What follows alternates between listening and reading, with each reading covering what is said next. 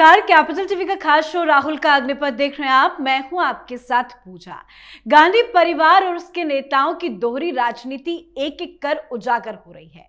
राहुल गांधी जहां मंच से लोकतंत्र बचाने का दावा होता है, वोटर अधिकार यात्रा भी निकाली जाती है, लेकिन बंद कमरे में लोकतंत्र की चोरी कांग्रेस पार्टी में की जाती है। खुलासा तो यह हो चुका है कि कांग्रेस प्रवक्ता पवन खेड़ा के पास दो वोटर आईडी कार्ड है। एक नाम नई दिल्ली विधानसभा की लिस्ट में और दूसरा नाम जंगपुरा विधानसभा की लिस्ट में। चुनाव आयोग ने नोटिस भी थमा दिया है, पर मामला बस इतना सा नहीं है। पवन खेड़ा की पत्नी नीलिमा का भी वही हाल है।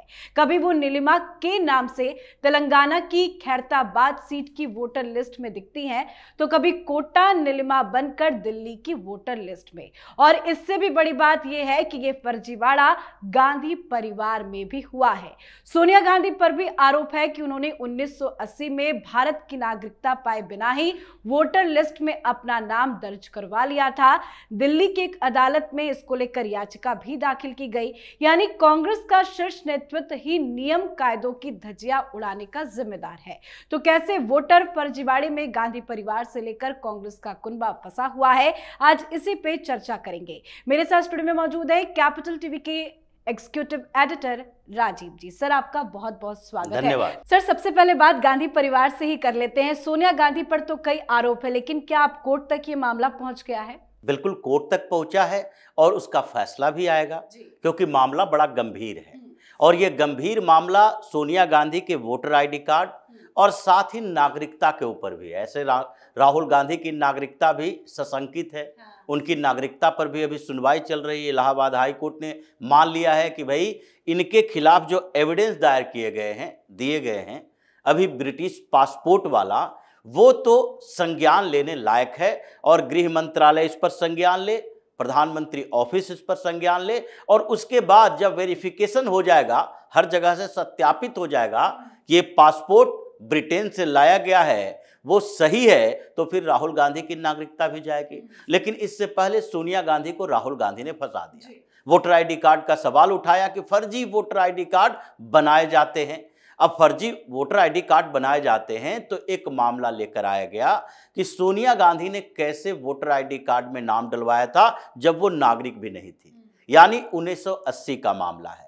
उस समय भारत की नागरिकता सोनिया गांधी ने ली नहीं थी। ये इनको पता था कि 80 में अगर हम भारतीय नागरिक बनेंगे तो भी हमें कोई फायदा नहीं होगा। उस समय इन लोगों की सेटिंग अलग चल रही थी, मानसिकता अलग थे, और राजीव गांधी को भी लग रहा था कि वो राजनीति में आएंगे तो सेकंड थर्ड ग्रेड के राजनेता बनकर रह जाएंगे, क्योंकि उस समय इंदिरा गांधी के साथ साथ संजय गांधी चलते थे।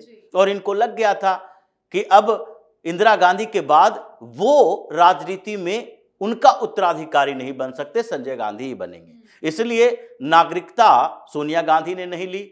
वो इटली की नागरिक बनी रही कि आखिरकार हम लोगों को विदेश में ही बसना है। राजीव गांधी पायलट की नौकरी करते थे और उनको पता था संपत्ति का तो हिस्सा हमें मिलेगा ही। ऐसा तो है नहीं कि राजनीतिक विरासत नहीं मिलेगी तो संपत्ति भी नहीं मिलेगा। इसलिए नागरिकता उन्होंने नहीं ली थी।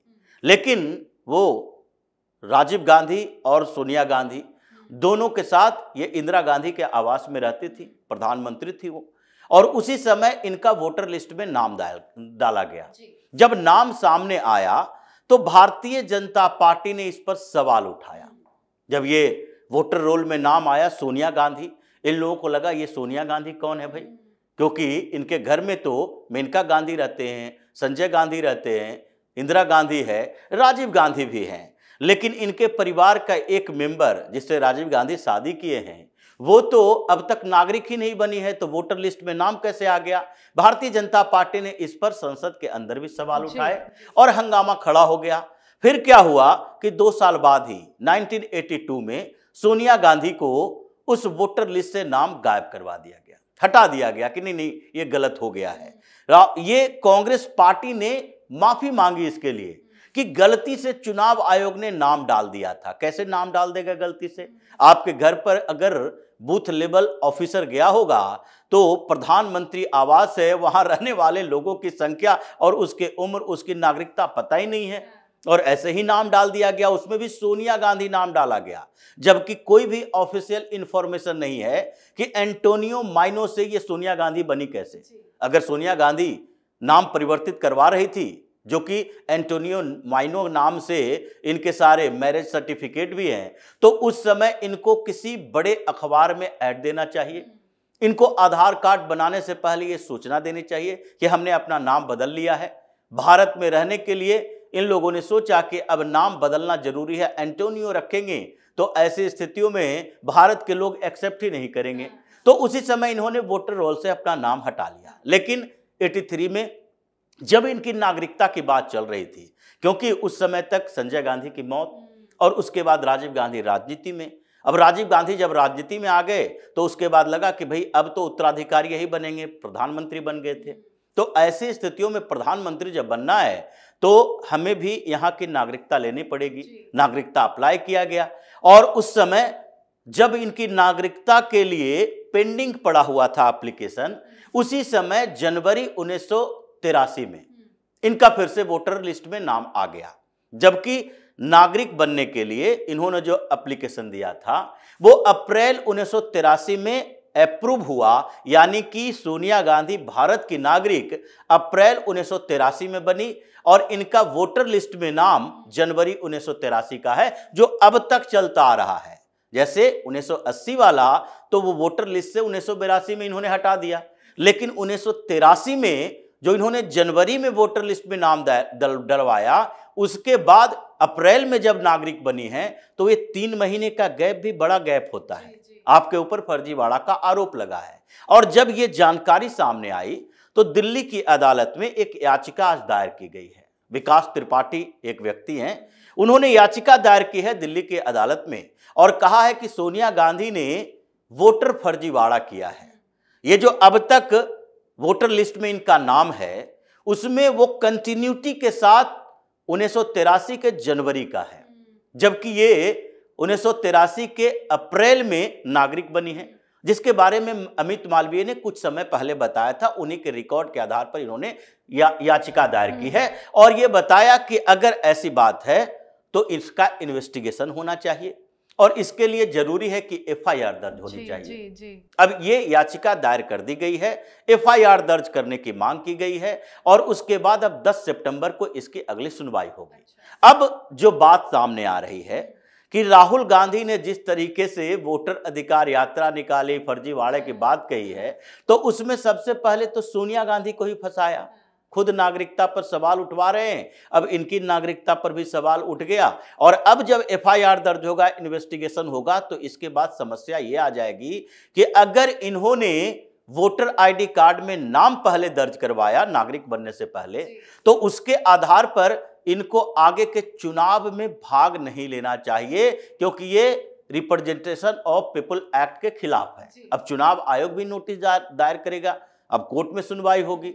तो इसमें आगे तो सबसे पहले सोनिया गांधी की राज्यसभा की सांसदी, जब अब लोकसभा में जाती नहीं है, राज्यसभा राजस्थान से मिला हुआ है, तो राज्यसभा के सांसद जाने का अनुमान लगाया जा रहा है कि जैसे ही कोर्ट का फैसला आएगा, चूंकि ये वोटर लिस्ट का नाम की बात है, नागरिकता और वोटर लिस्ट के बीच के गैप की बात है, तो इनकी सांसदी के ऊपर आफत आ जाएगा। जैसे अभी नेशनल हेराल्ड में फंसी हैं, अब वोटर फर्जीवाड़े में फंस चुकी मतलब हम तो डूबेंगे सनम, तुम्हें भी ले डूबेंगे, यही काम राहुल गांधी ने किया है। क्योंकि ये मामला उठाया, सोनिया गांधी तो फंसती नजर आ रही है, पवन खेड़ा भी फंसे, अब उनकी पत्नी का भी नाम सामने आ रहा है। बिल्कुल, और पवन खेड़ा को जो नोटिस भेजा गया है उसमें तो साफ तौर पर कहा गया कि आपने वोटर लिस्ट में 2 जगह पर नाम रखवाया और आपको इसके बारे में जानकारी थी या नहीं, ये तो अब नोटिस के बाद ये आप बताएंगे। अगर जानकारी थी और उसके बाद भी एक जगह से नाम आपने नहीं हटवाया, तो ये रिप्रेजेंटेशन ऑफ पीपल एक्ट के खिलाफ है। इसमें आपको के ऊपर जो आरोप लगे हैं उसमें 2 साल तक की सजा हो सकती है। तो ये कारण बताओ नोटिस जारी किया गया है चुनाव आयोग की तरफ से कि आप अगर कारण नहीं बताते तो फिर हम आगे की कार्रवाई करेंगे। अगर कारण बताते हैं कि नहीं मुझे जानकारी नहीं थी, तो उसके बाद ये चेक किया जाएगा कि क्या इससे पहले दोनों जगह पर कभी भी वो उपस्थित नजर आए थे। अब दूसरी बात है, जो राहुल गांधी और पवन खेड़ा ने यही बात कही थी कि हम बार बार सवाल उठा रहे हैं कि कैसे कर्नाटक के अंदर महादेवपुरा में फर्जीवाड़ा हुआ और उसकी जांच के बाद जो रिजल्ट आते उससे पहले चुनाव आयोग ने हमें नोटिस भेज दिया। अब ये महादेवपुरा की जांच की बात कर रहे हैं, लेकिन इसी तरह का एक मामला आया है उनकी बीवी के नाम पर, क्योंकि उनकी पत्नी तेलंगाना से, वो वहां से अपना वोटर लिस्ट में नाम अपने घर पर भी रखी और दिल्ली के अंदर जो उनका घर है यानी पवन खेड़ा के साथ रह रही हैं वहां पर भी वोटर लिस्ट में नाम है। तो ये तो साफ तौर पर दिख रहा है कि इन लोगों ने दोनों स्टेट में अपना नाम रखवाया और ये वोटर फर्जीवाड़ा करते थे। तो अब उनको भी नोटिस जारी किया जाएगा 2 नाम पर। तो पवन खेड़ा के तो दोनों हस्बैंड वाइफ नप गए हैं, सोनिया गांधी परेशान है और उसके बाद राहुल गांधी की टीम के दूसरे लोग जिनके बारे में कहा गया बार बार कि जितने इनके टीम मेंबर हैं, जैसे पहले तेजस्वी यादव फंसे कि आपका भी 2 इपिक नंबर है, उसके बाद ये खुलासा हुआ, अनुराग ठाकुर ने खुद किया था कि कन्नौज से लेकर वायनाड से लेकर इधर रायबरेली तक हर जगह सस्पिशियस वोटर है, जिसकी बात ये लोग करते हैं कि फर्जी वोटर की बात तो चुनाव आयोग करेगा, हम तो सिर्फ ऐसे वोटर की बात करते हैं जिसके वोटर लिस्ट में नाम पर सस्पेंशन है। तो इसलिए इन लोगों को जिस तरीके से राहुल गांधी ने फंसाया है, अब तो सोनिया गांधी को बार बार कोर्ट जाना पड़ेगा, पवन खेड़ा को चुनाव आयोग के सामने पेश होना पड़ेगा और आगे किसका किसका नंबर आएगा ये तो आने वाले समय में पता चलेगा। जी बिल्कुल, बहुत बहुत धन्यवाद सर समझाने के लिए। धन्यवाद। तो राहुल गांधी और कांग्रेस वोट चोरी का आरोप लगाते हैं। अब खुद उनके नेता के पास 2 वोटर आईडी का खुलासा हो रहा है। जैसे वोटर फर्जीवाड़ा में सोनिया गांधी बुरी फंसी हैं, ठीक वैसे ही पवन खेड़ा ने भी नियमों का उल्लंघन कर दिया। साथ ही पवन खेड़ा की तरह ही उनकी पत्नी के नीलिमा के पास भी 2 वोटर आईडी कार्ड है और अभी तो ये शुरुआत है, एक एक कर कांग्रेस के नेता बुरे फंसते नजर आएंगे। तो आपकी क्या राय है, कमेंट करके लिखिएगा। देखते रहिए कैपिटल टीवी। नमस्कार।